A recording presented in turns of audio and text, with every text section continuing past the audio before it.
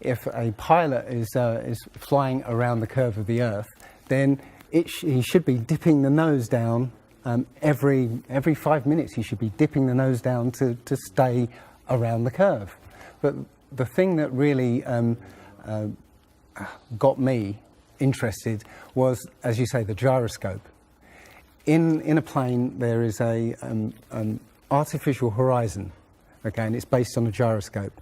And if you spin a gyroscope on a surface, it will want to stay upright. You can twist and tilt the surface as much as you like, the gyroscope will stay upright. So if a plane has a gyroscope and it starts following the curve of the Earth, the gyroscope would stay upright, which means the artificial horizon will start to roll backwards. But it doesn't. That's absolute proof that a plane flies over a flat surface rather than a curved one.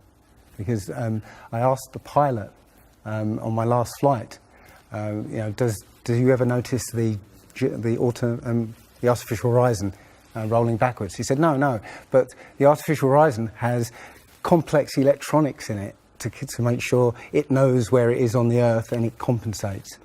But I went to the manufacturer of the artificial horizon, and they confirmed to me that it's completely mechanical, nothing electronic in it whatsoever. So it's literally just a gyroscope that can freely move. So that right there is proof to me that planes fly over a plane.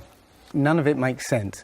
The problem is that we're taught as children, this ball Earth lie, and you might ask as a child, what about the people in Australia? They're standing on the bottom of the globe, won't they fall off? And your teacher says, no, gravity. And you go, oh, okay. And you never go back to that question. But when you go back to it as an adult and start looking at it with a critical eye, right, the whole thing falls apart. As you say, the globe is spinning at 1,000 miles an hour. Neil deGrasse Tyson, who's a leading astronomer in America. I'm Neil deGrasse Tyson, bitch. Tells us that the Earth is not a perfect circle. It is actually an oblate spheroid. It's squashed and wider at the equator. Yeah. So Earth, throughout its life, even when it formed, it was spinning, and it got a little wider at the equator than it does at the poles. So it's not actually a sphere. It's oblate, and officially it's an oblate spheroid. That's what we call it. But not only that, it's slightly wider below the equator than above the equator. A little chubbier. A little chubbier. Yeah. Chubby's a good way. It's like pear-shaped. So my question to him would be, why is there land at the equator? Because water will move more readily than rock. So if the Earth is spinning, the water will be collected at the equator. I mean, if you spin a wet tennis ball, the water shoots off at the equator, essentially. So all the water will be gathered around the equator. So why is there land at the equator? Doesn't make any sense. The other thing that's about the spinning Earth is looking at the stars. Now, directly above the axis of spin is the pole star, Polaris, directly over the North Pole.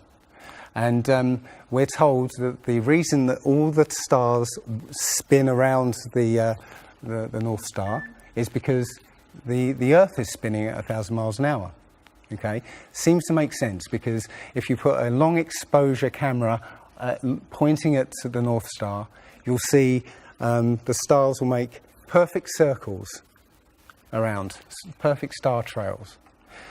The only problem is the Earth is also orbiting the Sun at 67,000 miles an hour. The Sun is moving, dragging the Earth and all the planets up that way or that way at 600,000 miles an hour. So why do we see perfect circles? Because that's the slowest speed, that's slowest motion in that mix, And yet the Earth is moving 67 times faster that way and 600 times faster that way. So you should see the stars do all sorts of strange motions, but you don't. You only see them make these perfect circles. That tells me that it's the stars that are moving, not the Earth. The thing is, what the scientists will give you is calculations and and theories why that happens. But we have experience. We see things and they either make sense or they don't make sense. What the scientists do is substitute our common sense and our intuition for calculations and theory, and we're supposed to believe the calculations rather than what we experience ourselves. There was a famous experiment back in the 1800s in England called the Bedford Levels experiment. Now, the Bedford Levels is a canal that is perfectly straight for 6 miles. Okay, so what a chap called Samuel Rowbottom did was he took a telescope, put it in the water about 8 inches above the water, and he had a friend, in a rowboat with a flag on the back, row all the way to the other end, and he was able to see the flag on the back of the rowboat the whole distance. Now, according to spherical trigonometry, the curve of the Earth is 8 inches per mile squared.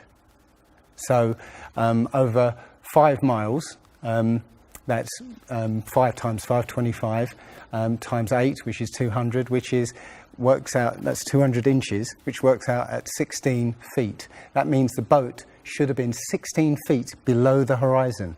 He shouldn't have been able to see the boat. Now, the scientists will say, oh, refraction and this and light bending around the Earth and stuff. But the fact is, it's perfectly flat.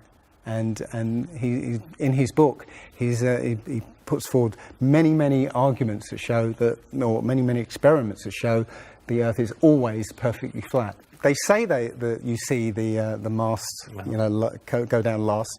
It's literally just the way your vision works. Yeah, it's perspective and atmospherics basically. The limit of your vision is supposedly 3 miles.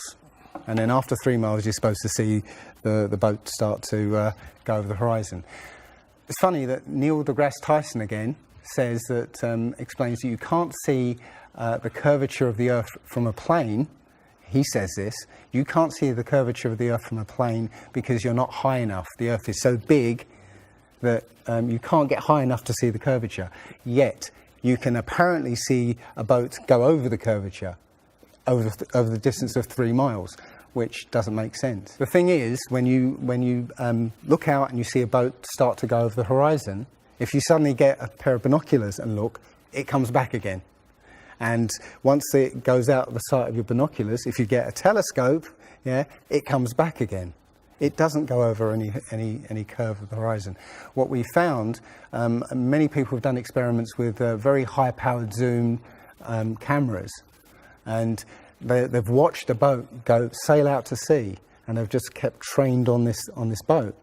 And what they see is, after a very long distance, you see an atmospheric effect where the bottom of the boat disappears and and the top of the boat inverts, so you see a sort of mirror image.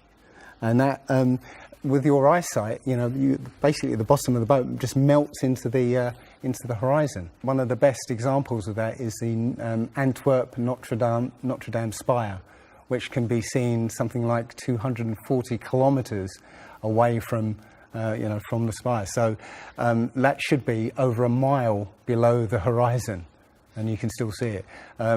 There's been a few famous examples just recently of a man who took a picture across the Great Lakes from Michigan and was able to see, I believe it's Chicago, which he shouldn't have been able to see. And the television station basically said it was a mirage. This is from Joshua Nowicki, and what you're seeing here is a mirage. We typically would not be able to see this from the Lake Michigan shore. We talked about this last night. Conditions are right on the lake that we're actually seeing a mirage of the Chicago skyline. but they always say it's a mirage. But for a mirage to happen, you have to have very specific atmospheric conditions.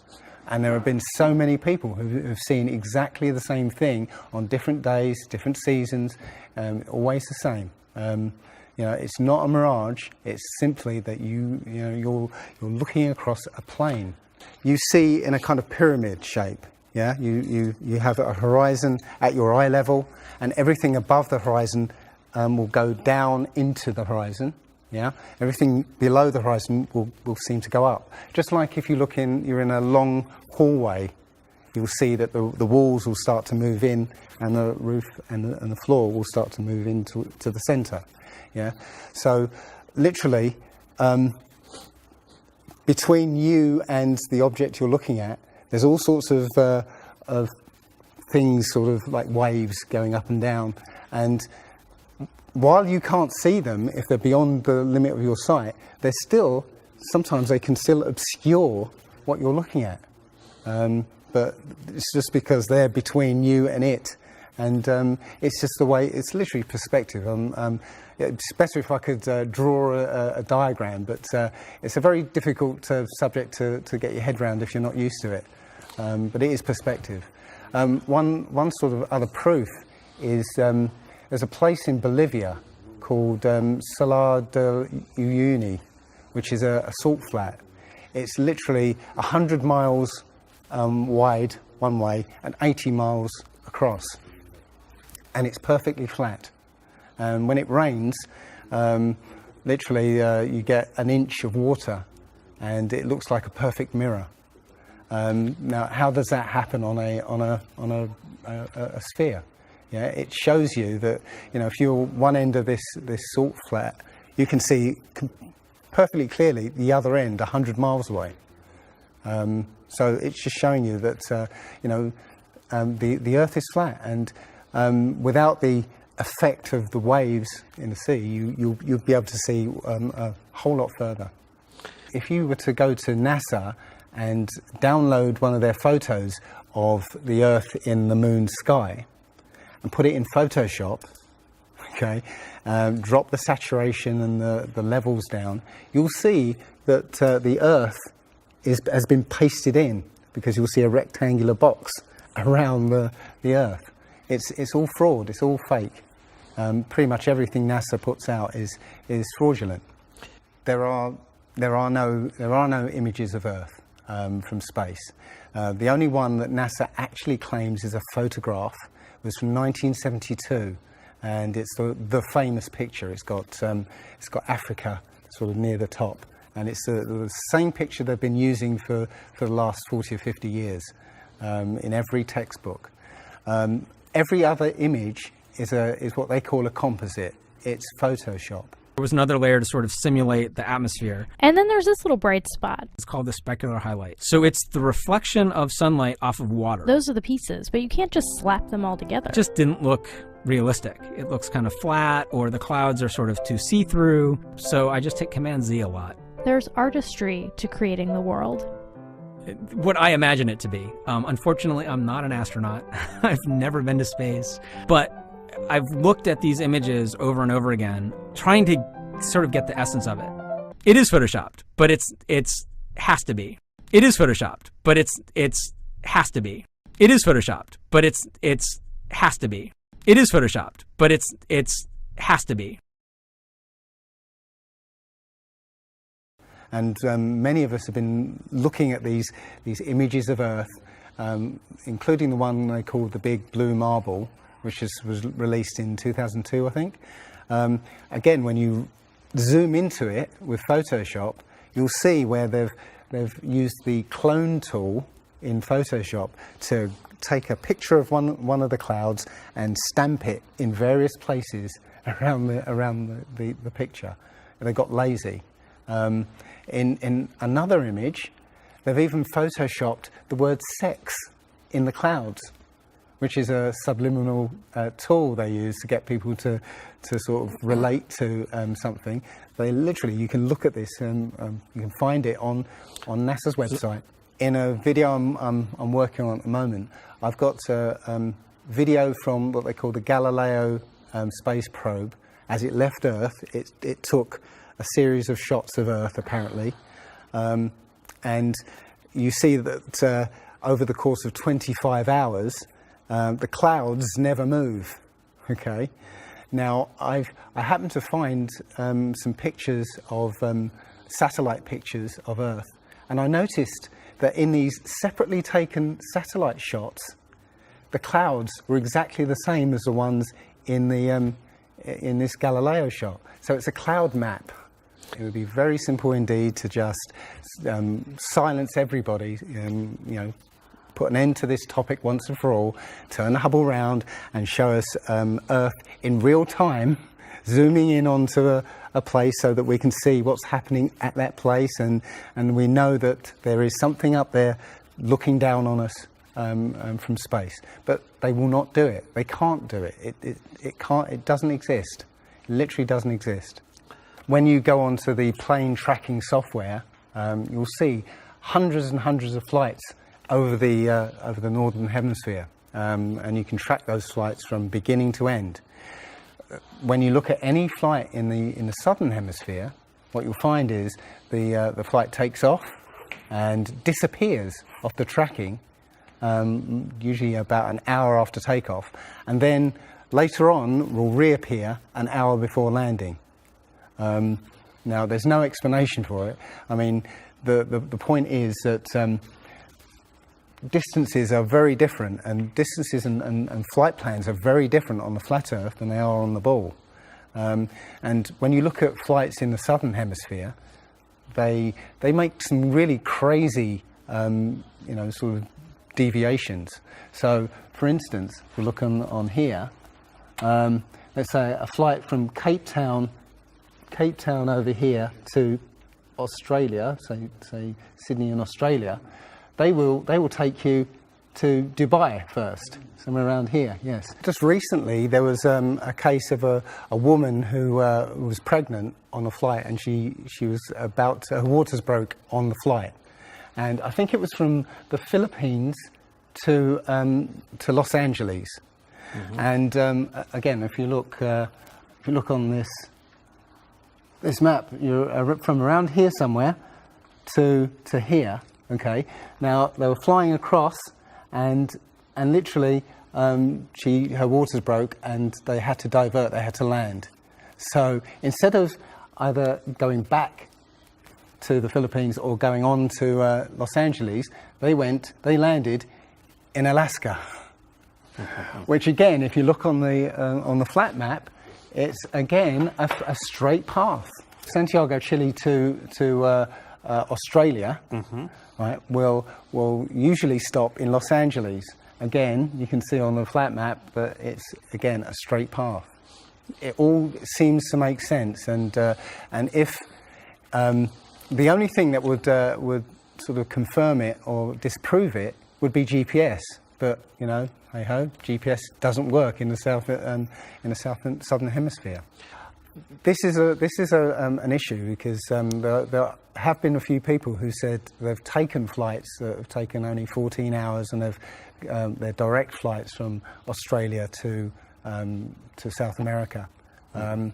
Now, somebody has actually redrawn the flat map to take into account these the distances, and apparently the distances work out. I haven't seen the map myself, but I should be looking further into it.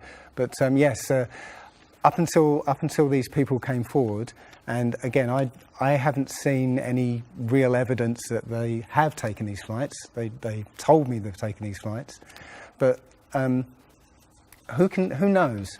They can actually advertise a flight that's direct. They can price it out of the range of most people to take, and then if anybody does take it, they could cancel it. I don't think any flights actually fly directly over the North Pole at all. I think they skirt the North Pole, mm-hmm. but I don't think they fly directly over the actual pole. So mm-hmm. I don't know if it's to do with magnetics. The only thing I do know is that nothing flies over the South Pole, because again, on a flat map, the South Pole, the continent of Antarctica is the ring around the Earth. So you can't fly over the ring and get anywhere. That's why we're not allowed to go there. I mean, think about it. It's the only treaty that's all these countries have signed and never broken and completely agreed on. It's the only one. And, what treaty is there that everybody's agreed on? We're being kept away from it for a reason. They have some scientific bases there, and literally it's controlled by the military. If you try and go there by yourself, you will be sort of picked up and escorted back. There was a guy called Jarls Anderhoy who tried to take a mission to the Antarctica, and he was picked up and taken back by the military. It's a good reason, because they don't want you finding out what's beyond. Admiral Byrd he actually did four expeditions, and most of them were military expeditions with huge military groups. Thousands of people, planes, boats, the works. And yes, he confirms in an interview that he discovered a continent as big as the continental United States out there, that was with warm water lakes and mountains and everything, that was completely uninhabited. And he described it as the other side of the South Pole to Middle America. So on the globe, that means it would be somewhere in the Indian Ocean. There's a huge continent that nobody knows about. So yeah, there's more going on than meets the eye. The other thing is, after Admiral Byrd came back after his last expedition, Antarctica was sealed off, and both America and the Russians started firing nuclear missiles straight up.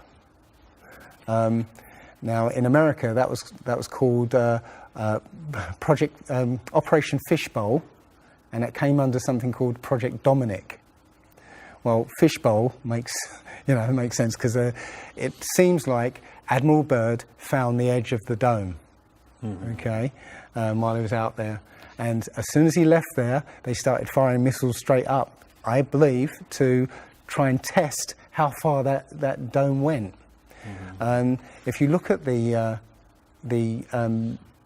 footage of these explosions, what you'll see is an explosion. Well, when a bomb goes off in midair, it's a fireball. It expands in all directions and mostly up.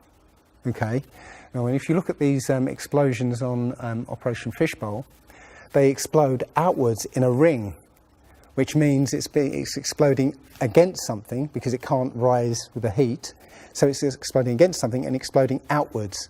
Okay, and the middle of the explosion, you'll see it glows, hot, and then it cools over time. So it looks to me like they were exploding against a dome. Now, I said it was Operation Fishbowl, obviously Fishbowl, but there's a chap called Rob Skiba who discovered that the Project Dominic, the word Dominic means of the Lord, Fishbowl of the Lord. So I believe they clearly know that we're in an enclosed system, and Admiral Byrd found the edge, and they've tested to see how far it goes up. They will also say that if a sniper is trying to hit something a great distance, a couple of miles away, they have to take into consideration the spinning of the Earth, because they say that as the bullet leaves the muzzle of the gun, it's now independent of the rotation of the Earth. So, the Earth will spin away from where the bullet, and you have to take that into account. They say that about artillery shells as well, but it's not true.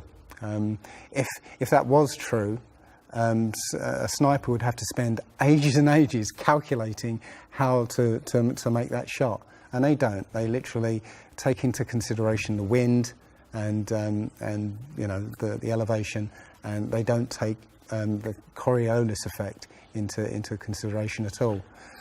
Also, planes. If that works for bullets, if bullets, as soon as they leave the Earth, they're now independent of the spin, then why doesn't it work for planes?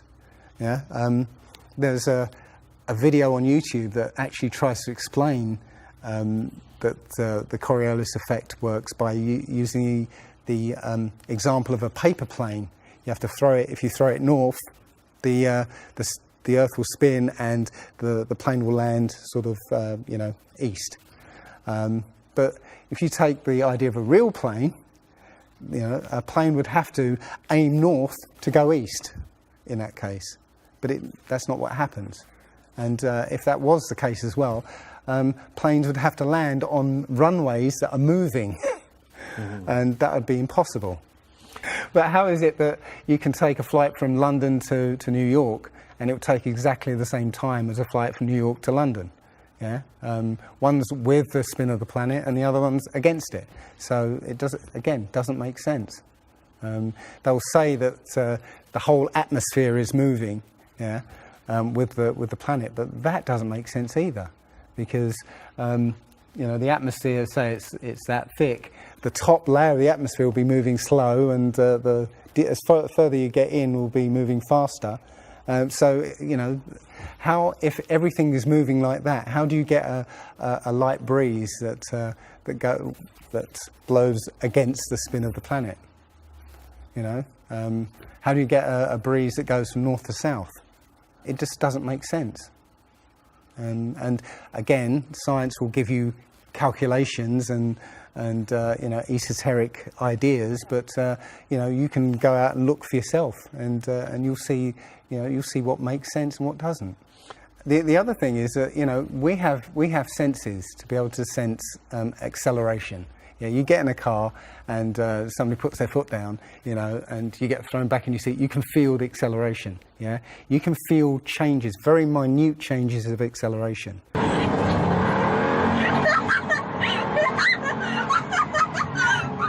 Yeah. So how is it that if you live up here in Macedonia, yeah, which is spinning at maybe 700 miles an hour, yeah, because the speed it's spinning is slower than this speed. So if you took a flight down to Africa, yeah, on the equator, why don't you feel the change in acceleration? Yeah, so why don't you feel the change in acceleration? You have these senses that will register the slightest change.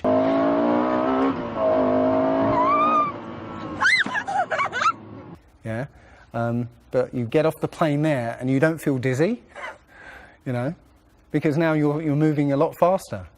So no, it doesn't make sense.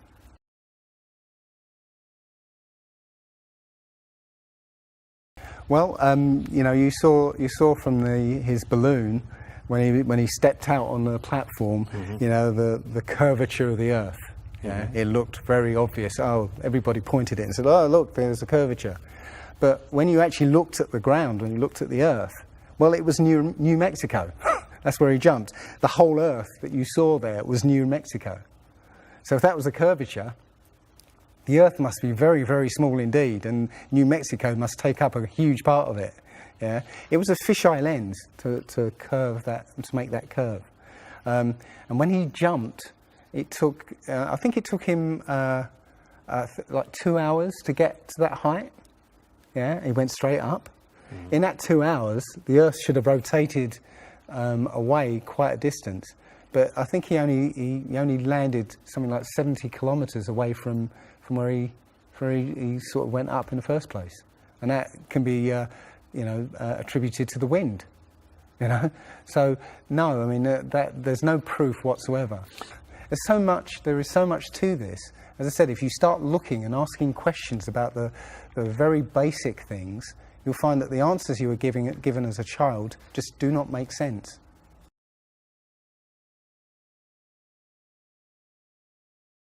So the idea there is that it must be a globe, because the sun, if the sun's here, then it's got to be dark on the other side. Well, the thing about the sun is that we're told it's 93 million miles away. It's not. It's actually something around 3,000 miles away, and about 34 miles across.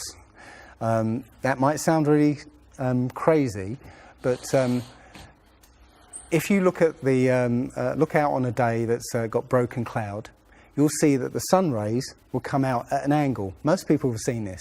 The rays come down at angles.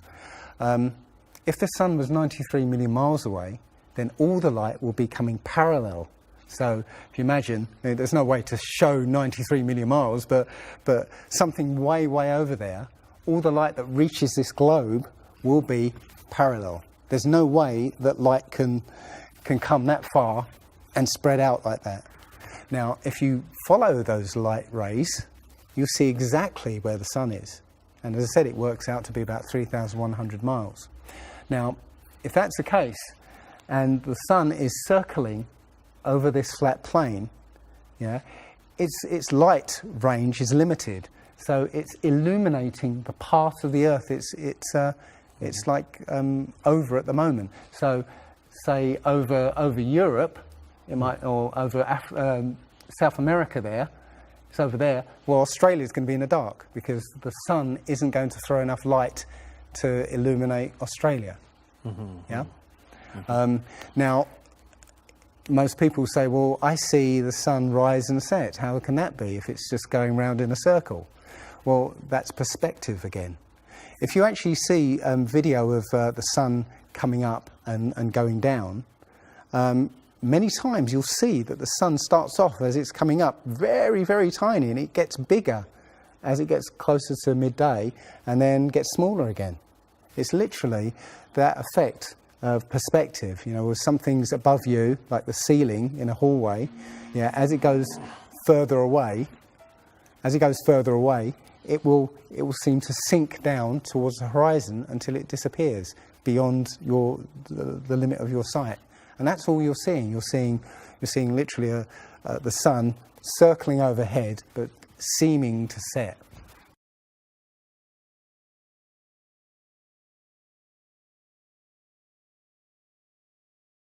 There was a team in California that launched a rocket 75 miles up. And you can find this video on YouTube. It's difficult to watch because the cameras, there were 7 cameras on this rocket, and it was spinning as it went up, so it's very, I say, difficult to watch. But this chap, Refi, studied this video meticulously, looking for some kind of mistake or some kind of evidence, and he realized that he could see the moon. So he went online to a website called timeanddate.com, where it will show you graphically where the moon and sun is at any time on any day. And he did a bit of detective work to find out exactly when the rocket was fired, and found that the moon should have been on the other side of the planet, over Australia. Now, the rocket was 75 miles up and it could see the moon, but anybody down on the ground wouldn't be able to see it. But the point is that if the moon was over Australia, on the other side of it would be on the other side of the planet, which is, okay, there. So down there on the other side of the planet, and the rocket went up here. So there's no way that rocket should have been able to see the moon on the other side of the planet.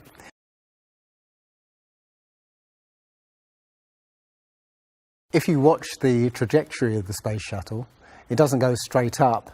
It always goes in a curve and out to sea. The point is that they actually go horizontal. The space shuttle goes horizontal. It never goes any further up. It goes horizontal, very, very low down in the atmosphere, because it drops its external tank while it's still in the atmosphere. So, you know, it's still in the atmosphere while it's horizontal, so it never gets any higher, and it goes out of sight, not because it goes too high, because it goes too far downrange. And it seems that nobody's ever on the space shuttle, and the proof of that is the Challenger disaster. In, I believe it's 1986, the Challenger exploded just after takeoff and killed 7 astronauts.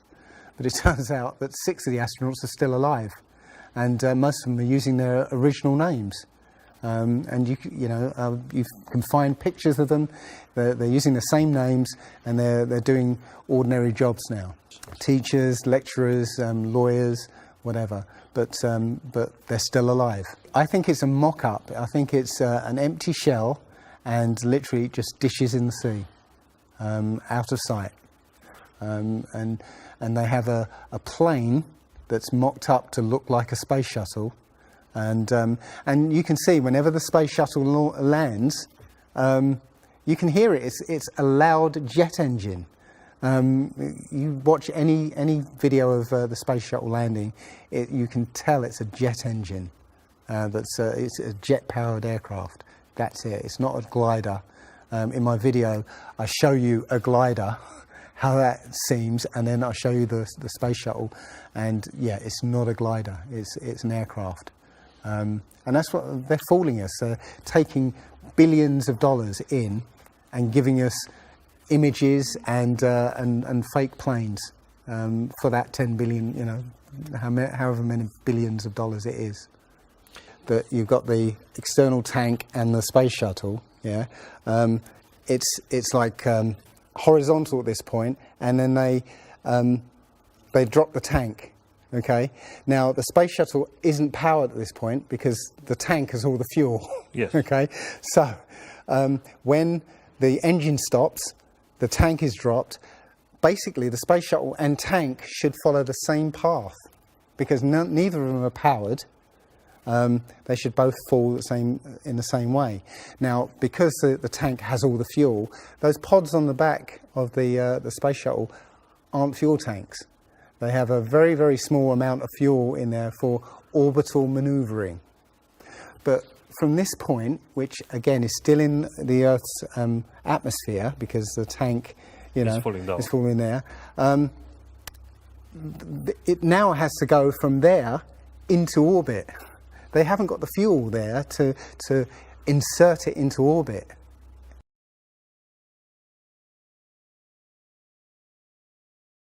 Disney and NASA have worked very closely together. Disney worked with NASA on the moon project. Yeah, they made it. They filmed it so that it would be entertaining for the masses. Yeah, and they're still working with NASA. I absolutely believe that Stanley Kubrick, you know, filmed the moon landing. He left a few clues just to say, so that, you know, like Michelangelo. Yeah, so that we eventually would know that this was his work. Yeah, I did this. It's a joke. It was meant to fool people in 1960s. So you got like clear footprints, but yet you don't have where an impression where the pads of the lunar lander were. Or a blast crater where the engines were blasting downwards, and also the camera followed the capsule straight up, right, and it followed it very precisely, right, and it stopped when it started to pitch over, right. Now, NASA says, "Oh, we did it remotely." Well, there was a 2 or 3 second delay between sending signals and the camera starting to respond, and then another couple of seconds for them to see what's happened. So it's next to impossible to get that sort of accuracy with that kind of and it's only done once. I mean, they can't sort of keep doing it over and get it right. You know, they do it once and they got it right the first time. So no, it's either they left an astronaut on the moon to film them, or it was fake. It was fake. It was absolutely fake. There's not too many people involved in this. I mean, NASA controls space as such. The other agencies have popped up, but literally it's a money-making scheme. NASA makes, you know, hundreds of billions of dollars a year. Dobra, a Rusy? Okay. The Russians, okay, they're getting in on the act as well. You know, they make money from this. And have you seen the imagery that they put out? The Chinese have put out, or I think it was the Japanese that put out images of Earth from the moon, and it looks even more fake than NASA's ones. It's a money-making scheme, and they're all joining the bandwagon. But you know, that isn't the first thing that's been hidden over the years. I mean, we're all driving petrol cars because 100 years ago, the Rockefeller family basically cornered the market on oil, and the car industry was going electric. So, you know, all cars would have been electric from the get-go, but they basically forced everybody to use petrol cars, and have hidden this secret. And literally, you know, we could be running around in electric cars that have unlimited mileage by now, but we're still using these 100-year-old machines, dirty machines, because of a secret that's been kept. It's easy.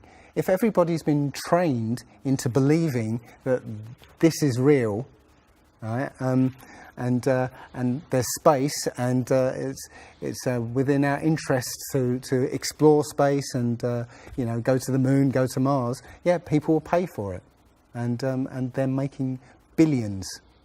And yeah, there's more to it, because I believe there's a big deception coming, and it's to do with aliens, because now since Roswell, 1947, that was the first time anybody had ever understood the idea of aliens. But since then, we've been bombarded with science fiction and the idea of aliens, and most people believe there are aliens out there. So they've prepared us for an alien invasion or an alien saviour. And I think the flat Earth came along at the right moment to educate people, to make people believe or understand that we've been lied to. And if you know, as I know in my heart now, that is real and this isn't, I will not be fooled by aliens coming, because there are no aliens. There's no space. Yeah, it's all fantasy by Disney and NASA.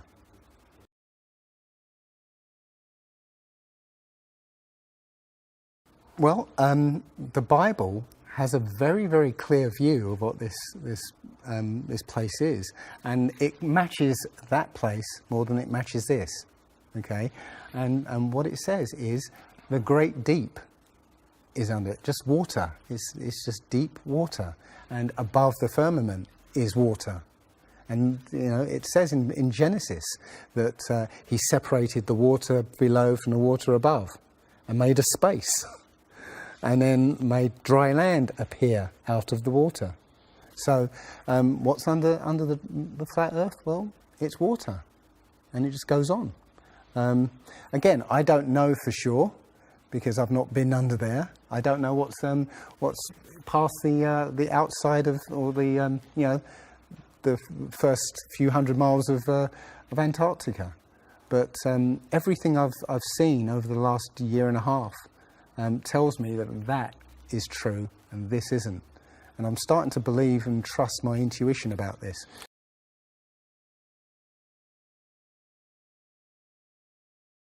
Nobody has actually really gone all the way across Antarctica. Yeah.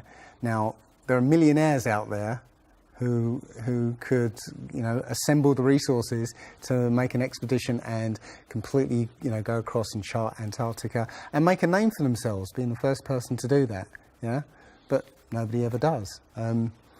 One thing I was going to say, which is slightly totally off topic, but the topic I really want to go to is that people, ordinary people, have become scientists through this.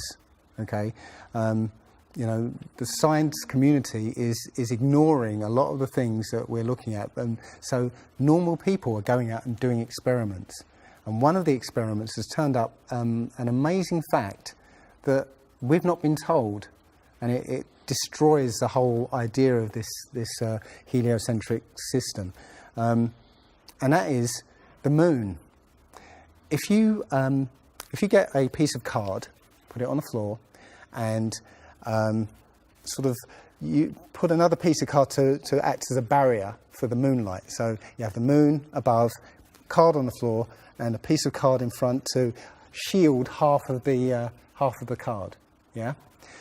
Now a lot of people have these laser thermometers. Now you can actually measure the temperature of the moonlight next to the temperature of the shade of the moonlight and you'll find the moonlight is colder than the shade, the opposite from the sun. So the moon is throwing out its own light, and that light is the opposite from the sun.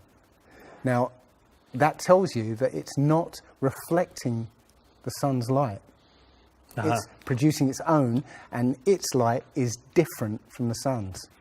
So, you know, the scientific community have not told us this, yeah, because they won't tell us this because it destroys this idea that the sun is, you know, is lighting up the moon.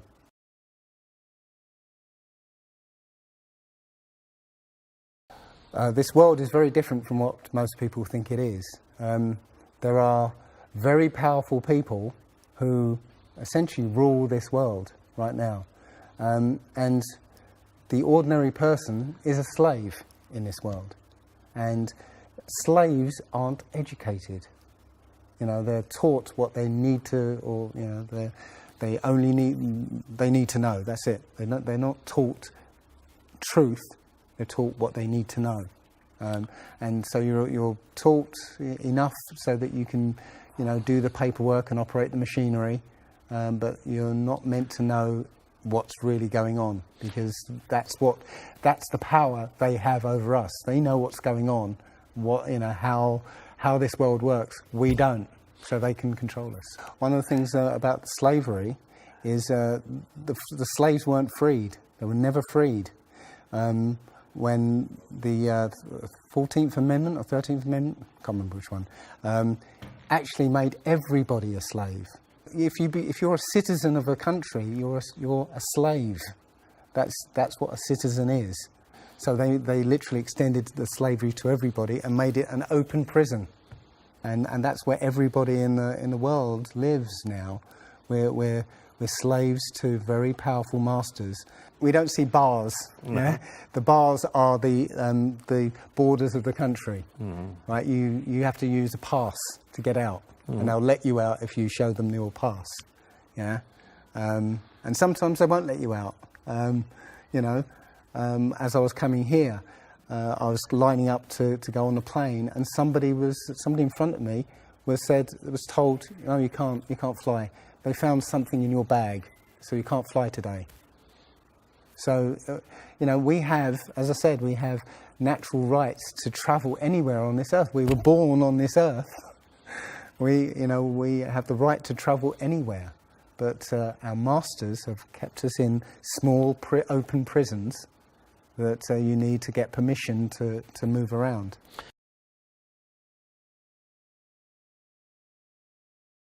This idea that, billions of years ago, nothing exploded and then everything came out of that nothingness, ridiculous. But they try to make you believe that the idea that a supreme being, a creator, created this is ridiculous compared to that idea. I mean, if you look at it objectively, I would lean towards a creator because, there's so much that points to, the fingerprint of a creator. But it's no less ridiculous than nothing exploding and becoming something. In my opinion, the Big Bang theory and the theory of evolution and the Ball Earth theory are all interlinked, and they're all there to make us feel as though we're insignificant. We're small, tiny, miniature, unimportant pieces of slime crawling around on a speck of dust in an infinite universe. If that's true, and there's no purpose, there's no meaning to anything, then our owners can do whatever they want with us. Then, this is all accidental, so food can be genetically modified because it's imperfect. We can be modified because we're imperfect. If we realise that this is the universe, and complete universe. Yes, this system is is everything. Everything that NASA has put out is CGI, is fake. Okay, You know, people say, I think you mentioned it, you know, if you look out into the universe, you see that the moon is round, you know, spherical, and the planets are spherical, and so why are we flat? Well, how do you know that the planets and the stars are spherical? You know, all you get is, if you look for a telescope, you see a flat disk. If you think you see a spherical shape there, well, it needs two eyes to resolve 3D. If you're looking for a telescope, you can't see anything in 3D. It's going to be flat anyway. So all you see is a flat blob of light. It's only NASA that's given you these beautiful pictures of so-called planets and stars. Yeah. So it's a fallacy to say, well, everything else out there is spherical, so we must be. You know, how this is special. You know, so why? It's like saying a basketball is round, so why isn't the court round? You know, it's a fallacy. So this idea of a ball Earth, theory of evolution, the Big Bang, is all about making us feel nothing, so that we can be used. If everybody realised how special we all are, how unique every single life is, then this whole world would change overnight. We wouldn't allow ourselves to be used by this cabal. We wouldn't allow this planet to be destroyed, because they're destroying it because, oh, it's just an accidental planet, one of millions. We've found other Earths, you know. Eventually, if this one gets too messed up, we'll go to another one. No, this is it. So if we all realise that, then we wouldn't allow all these things that are going on. It's all about control. There are a small group of people who want to control the world, and because there's so many of us out there, you know, they can't control us directly. They can't, you know, this small group of people can't, you know, come round to all of us and control us directly. So they must use our own minds, our own hearts and minds against ourselves. And this is what they've done. They've educated us into this world, into this globe spinning, you know, heliocentric Big Bang evolution world, which makes us nothing.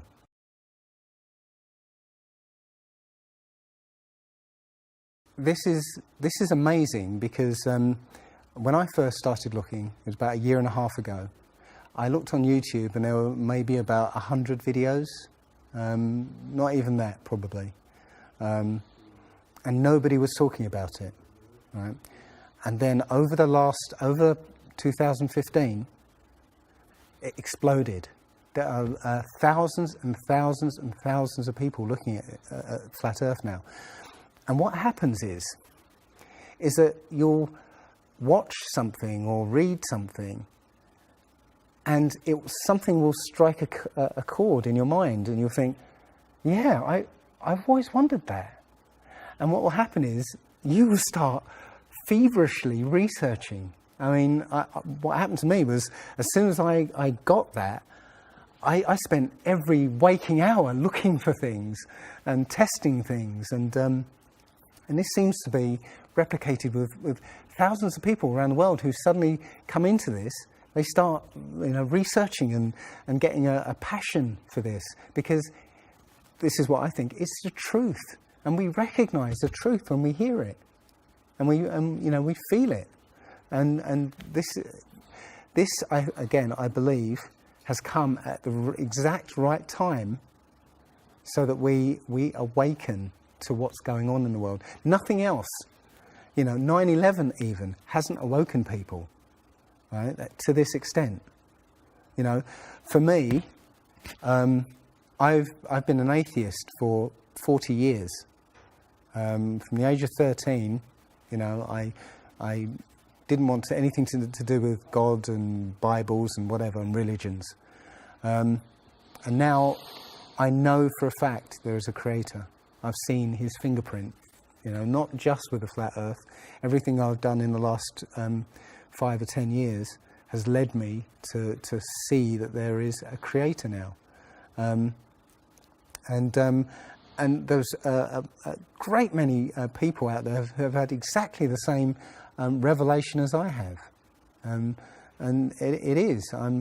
I'm now following the commandments and trying to be the best human being that I can be, because I think it was a guy called Kent Hovind who said there are only two possibilities: either there is a God or there isn't, and both of them are terrifying. Yeah. If there isn't a God, then nobody's in control. We're hurtling through space, and there's no plan, and there's no nothing, and that's terrifying. If there is a God, then we'd better find out who he is and what he wants and do exactly what he says. And it turns out that he gave us very specific instructions on how to live. And they're not rules as in laws that you must follow because or put you in prison if you don't. No, these are rules to live by, to make a harmonious world. Don't harm anyone, don't kill anybody, don't steal from people, don't covet people's items, Don't lie. Don't lie. I mean, these things are written in our hearts anyway, yeah? But we're in a society that that legalizes all of the 10 Commandments. The policemen and soldiers can kill. They're allowed to kill. Politicians can lie. They can lie. They're lying all the time. They're lying all the time. Police have been told that they are allowed to lie to try and get to catch somebody. Yeah, they're allowed to lie. Everything in the 10 Commandments is legalized in this society. That tells you who runs this society. Yeah. So yeah, this is a profound movement. I don't like using the word movement, but it's a profound shift in consciousness for people, because unlike any other topic that's come out in the last few years, this one has made people realise that they've been lied to.